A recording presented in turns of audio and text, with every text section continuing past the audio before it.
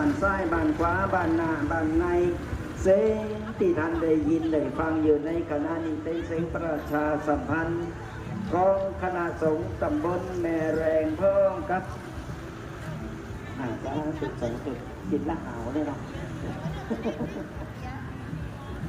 มะม่วงหาวมะนาวโหอนุโมทนาสาธุเสียงยิ่งแห้งๆอยู่เดี๋ยวนี้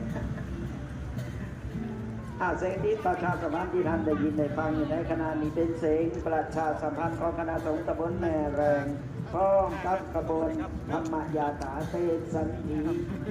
ตามดีถีครูบาเจ้าศรีวิจัยของเอาวันนี้มาเป็นเนื้อบุญมาเป็นต้นบุญคือกัสราญาติโยมกันถึงหน้าบ้านหน้าจองกันแล้วเนื้อเมื่อได้นับแต่ยินเสียงนี้แล้วออกจากมาหนักๆนะออกจากมาตอนรับครูบาเจ้าศรีวิจัยของเอา